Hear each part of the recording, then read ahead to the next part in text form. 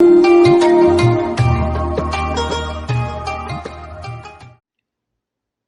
باللہ من الشیطان الرجیم بسم اللہ الرحمن الرحیم اللہم ربی شرح لی صدری ویسر لی امری واحلل عقدۃ من لسانی ویفقہوا قولی۔ ناظرین کرام السلام علیکم ورحمۃ اللہ وبرکاتہ۔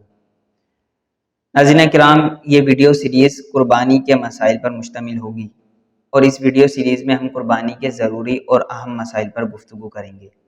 اس ویڈیو سیریز کی یہ پہلی ویڈیو ہے اور آج کی اس ویڈیو میں ہم قربانی کی اہمیت و فضیلت، قربانی کی تعریف اور قربانی کی شرائط کے حوالے سے بات کریں گے۔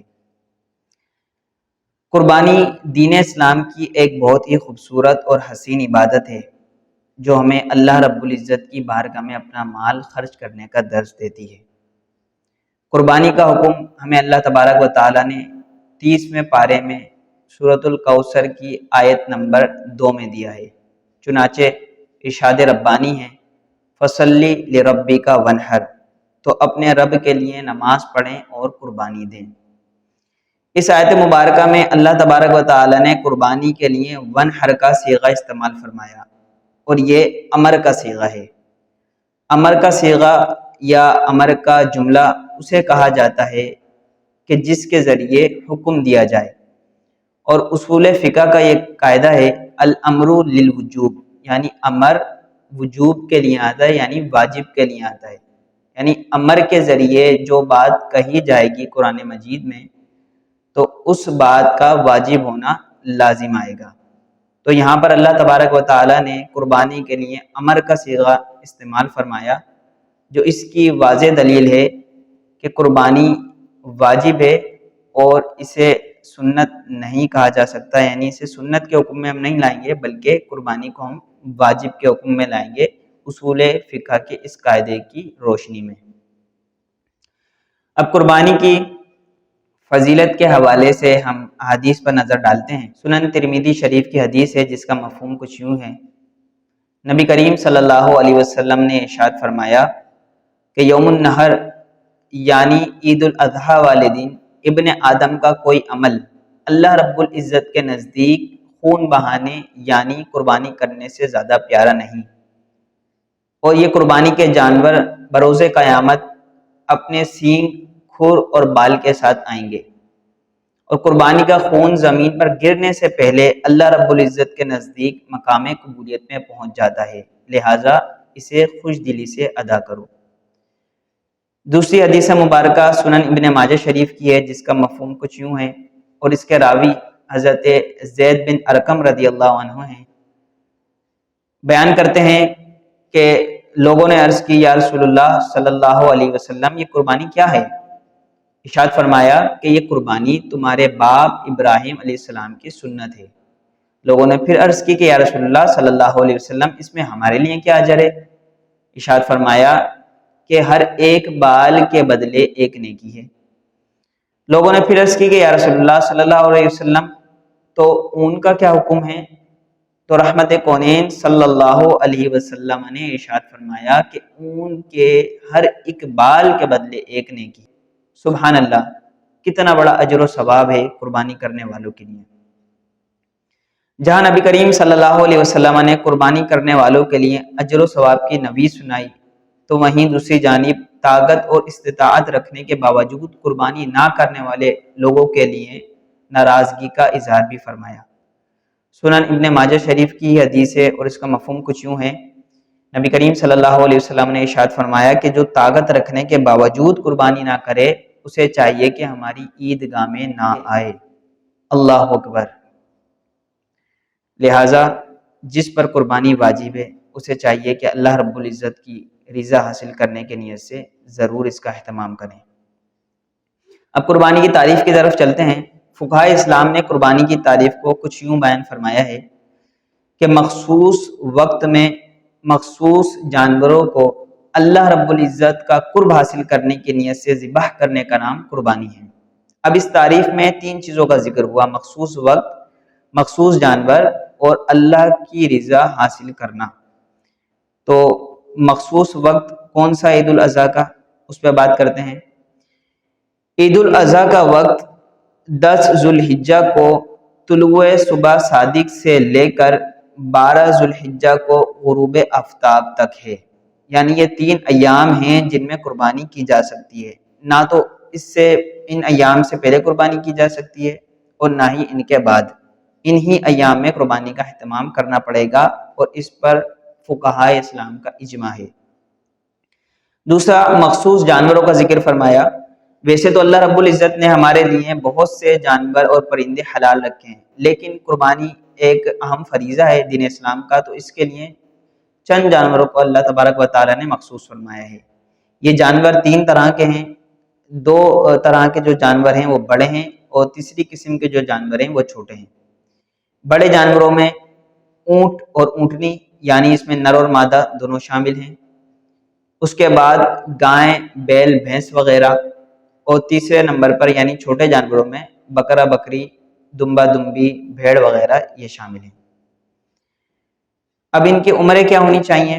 فقہائے اسلام نے فرمایا کہ اونٹ کی عمر کم سے کم 5 سال ہونا ضروری ہے قربانی کے لیے۔ اگر اس سے 1 دن بھی کم ہوگا تو قربانی جائز نہیں ہوگی۔ زیادہ عمر کتنی بھی ہو سکتی ہے، لیکن کم سے کم 5 سال ہونا ضروری ہے۔ گائیں، بیل، بھینس وغیرہ کی عمر کم سے کم 2 سال ہونی چاہیے، اور زیادہ سے زیادہ کچھ بھی ہو سکتی ہے۔ اور بکرا، بکری کی عمر کم سے کم 1 سال ہونی چاہیے۔ دمبا اور بھیڑ، اس کے حوالے سے فقہائے کرام نے ایک علیحدہ سے جزئی بیان فرمائی ہے، اور وہ یہ ہے کہ دمبا یا بھیڑ اگر 6 ماہ کے ہیں یا 1 سال سے کم عمر کے ہیں، لیکن اتنے فربا اور صحت مند ہیں کہ اگر ان کو دور سے دیکھا جائے تو ایسا محسوس ہو کہ یہ 1 سال کے ہی ہیں، تو ان کی قربانی کرنا بھی جائز ہوگا۔ اب ایک سوال بہت زیادہ پوچھا جاتا ہے کہ کیا 2 دانت کا جانور ہونا ضروری ہے قربانی کے لیے؟ تو اس میں سب سے پہلے یہ بات یاد رکھیے کہ شریعت مطہرہ نے قربانی کے لیے جانور کی عمر کو معیار بنایا ہے، دانتوں کو معیار نہیں بنایا۔ بیوپاری حضرات یا وہ حضرات جو جانوروں کو پالتے ہیں، ان کا کاروبار کرتے ہیں، یہ ان کے مشاہدے کی بات ہے کہ جب جانور کی عمر پوری ہوتی ہے، قربانی کے مطابق ہوتی ہے، تو ان کے 2 دانت آ جاتے ہیں، اور یہ 2 دانت ان کی عمر کے مکمل ہونے کی علامت ہوتے ہیں، لیکن یہ شریعت کا معیار نہیں ہے۔ اب کھیرا جانور کے حوالے سے بھی لوگ پوچھتے ہیں، کھیرا جانور کیا ہوتا ہے؟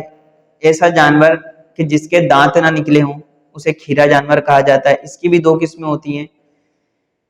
ایک جانور وہ جس کی عمر قربانی کے مطابق پوری نہ ہوئی ہو، اسے اور اس کے دانت بھی نہ آئے ہوں، اسے کھیرا کہتے ہیں۔ اور وہ کھیرا جانور کہ جس کی عمر قربانی کے مطابق مکمل ہو چکی ہو اور اس کے دانت نہ آئے ہوں، تو اسے پکا کھیرا کہتے ہیں۔ تو یہ 2 طرح کے کھیرے جانور ہوں گے۔ اب اس میں وہی ہم نے بات کی کہ شریعت نے عمر کو معیار بنایا، نہ کہ دانتوں کو۔ اگر کوئی کھیرا جانور ایسا ہے کہ جس کی عمر پوری ہو چکی ہے لیکن اس کے دانت نہیں آئے، تو اب اس کی قربانی کرنا بالکل جائز ہے، کیونکہ دانت شریعت کا معیار نہیں ہے۔ البتہ اس میں احتیاط سے کام لینا چاہیے، اور بیوپاری حضرات پر اس سلسلے میں بالکل بھروسہ نہیں کرنا چاہیے، کیونکہ یہ اپنے جانور بیچنے کے لیے جھوٹ بولنے سے بھی گریز نہیں کرتے۔ لیکن اگر کوئی شخص کسی بیوپاری کو جانتا ہو اور اس کو اس پر بھروسہ ہو اور اس کو اس بات کا کامل یقین ہو کہ یہ جو جانور مجھے دے رہا ہے اس کی عمر مکمل ہے، تو پھر ایسی صورت میں جانور اس سے خریدنے میں مذائقہ نہیں ہے۔ لیکن مشورہ یہی ہے کہ اس میں احتیاط کی جائے اور دانت والے جانور کا ہی انتخاب کیا جائے۔ تیسری چیز بیان کی اس تعریف میں، اللہ کا قرب حاصل کرنے کے لیے نیت کرنا، لہٰذا دکھلاوے کی نیت نہ ہو، نمائش کرنے کی نیت نہ ہو، مقابلے کی نیت نہ ہو، صرف اللہ رب العزت کی رضا حاصل کرنے کے لیے آپ جانور قربان کریں، تو انشاءاللہ اللہ رب العزت کی بارگاہ میں وہ مقبول ہوگا، اور اس کا اللہ تبارک و تعالیٰ آپ کو بے پناہ اجر عطا فرمائیں گے۔ اب ہم شرائط کی طرف چلتے ہیں، قربانی کی شرائط کون کون سی ہیں؟ فقہائے اسلام نے قربانی کی 4 شرائط بیان فرمائی ہیں۔ نمبر 1، مسلمان ہونا، لہٰذا جو کافر ہے اس پر قربانی لازم نہیں۔ دوسرا، بالغ ہونا، جو نابالغ ہے چاہے وہ کتنا ہی مالدار کیوں نہ ہو اس پہ قربانی لازم نہیں۔ تیسری شرط، مقیم ہونا، لہٰذا جو شخص مسافر ہو، قربانی کے ایام میں وہ مسافر تھا، تو اس پر بھی قربانی لازم نہیں ہوگی، چاہے اس کے پاس کتنا ہی مال و دولت کیوں نہ ہو۔ چوتھے نمبر پہ مالک نصاب ہونا۔ مالک نصاب ہونے کا مطلب یہ ہے کہ کسی شخص کے پاس حاجت اصلیہ کے علاوہ، اب یہ حاجت اصلیہ کیا ہوتی ہے؟ حاجت اصلیہ کہتے ہیں ایسا سامان یا ایسی اشیاء جن کے بغیر انسان کا گزارا بہت زیادہ مشکل ہو جائے، یعنی ہمارے روزمرہ کے استعمال کی چیزیں، مثال کے طور پر ہماری موٹر سائیکل ہے، سفر کے لیے ہم استعمال کرتے ہیں، اس کے بغیر گزارا بڑا مشکل ہے۔ کوئی کار استعمال کرتا ہے، اس کے بغیر گزارا مشکل ہے۔ ہمارے پہننے کے کپڑے ہیں، اور اسی طرح ہمارا رہنے کا گھر ہے، ہمارے گھر میں واشنگ مشین ہے، پانی کی مشین ہے، برتن وغیرہ ہیں، ایسی چیزیں، ایسے سامان، ایسا ساز و سامان جس کے بغیر زندگی گزارنا بہت مشکل ہو جائے، اسے کہتے ہیں حاجت اصلیہ۔ اس کے علاوہ، حاجت اصلیہ کے علاوہ اگر کسی شخص کے پاس 7.5 تولہ سونا ہو، یا 52.5 تولہ چاندی ہو، یا 52.5 تولہ چاندی کی جتنی اماؤنٹ بنتی ہے اتنی اماؤنٹ کے برابر اس کے پاس پیسے ہوں، چاہے اس کے پاس کیش موجود ہوں یا بینک میں ہوں، یا اتنی اماؤنٹ کے برابر اس کے پاس مال تجارت ہو۔ مال تجارت یعنی جو سامان اس نے بیچنے کی نیت سے خریدا اسے مال تجارت کہتے ہیں، جیسے دکاندار حضرات کے پاس سامان ہوتا ہے، یا کوئی بھی شخص کسی بھی سامان کو بیچنے کا کاروبار کرتا ہے تو مال تجارت میں آئے گا۔ اگر وہ مال تجارت 52.5 تولہ چاندی کی اماؤنٹ کے برابر ہے تو ایسے شخص پر بھی قربانی لازم ہوگی۔ اب اس میں ایک سوال یہ بھی کیا جاتا ہے کہ اگر کسی نے اپنے پیسے کسی کو ادھار دیے ہوئے ہیں تو کیا اس پہ قربانی ہوگی یا نہیں؟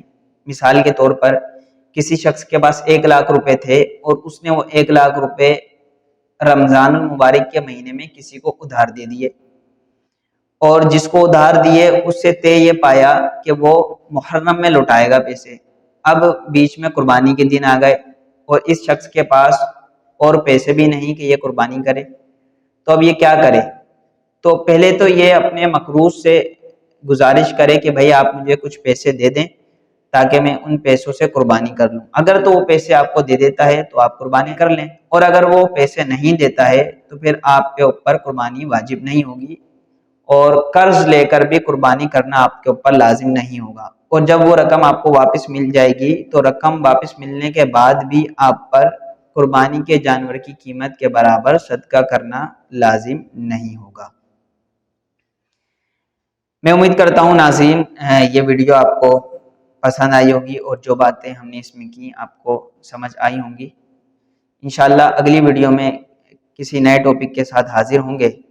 چلتے چلتے آپ سے ایک چھوٹی سی گزارش ہے کہ ہماری اس ویڈیو کو آپ شیئر کریں، لائک کریں، ہمارے چینل کو سبسکرائب کریں، اور بیل آئیکن کا ضرور دبائیے تاکہ آنے والی نئی ویڈیو کا نوٹیفیکیشن آپ تک پہنچ سکے۔ اپنا بہت خیال رکھیے گا۔ السلام علیکم ورحمۃ اللہ وبرکاتہ۔